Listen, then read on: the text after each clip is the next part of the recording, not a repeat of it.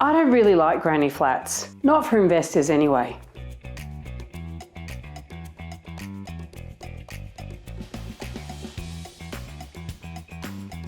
And I know that my opinion makes me quite unpopular in certain circles, but investors buying an old house on a decent sized block of land, then plonking a granny flat out the back in order to maximise their rent, well, it really doesn't make sense in most instances.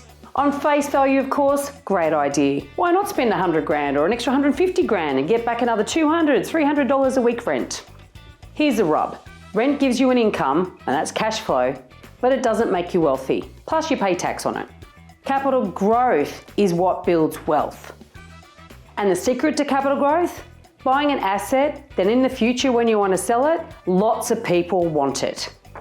Market forces, inflation, competition, these are all what drives the future value of your property. And the value of residential property is actually not tied to the yield. Now look, if the house is on a huge block of land and putting a granny flat out the back doesn't compromise the outdoor space, the outlook or the privacy of the main house, then sure, knock yourself out, go ahead.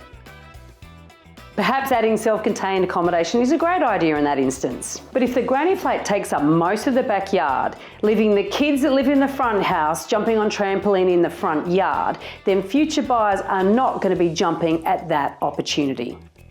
Your future buyer pool will not include young families. You've reduced it to a small market of buyers who either have an elderly parent they want living with them or they're investors, except that you won't even pick up an investor like you who bought the property in the first place because they had this value add opportunity. In many cases, adding a granny flat to a property for rental yield is like sewing on an extra leg onto a horse and expecting it to run faster. Sure, you've added something, some people would even call it adding value, but what you've actually done is diminished and devalued the original asset in the process.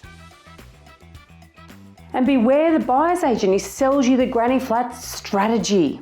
Particularly those that package deal with their brother-in-law who happens to be a builder, or they've done a lovely little joint venture with a lovely little granny flat building company, and they're all profiting a hell of a lot more than you will be long term. A 5-legged dog does not run faster than a 4-legged one. Hell, a 3-legged dog would run faster than a 5-legged dog. Please don't fall for the granny flat trap.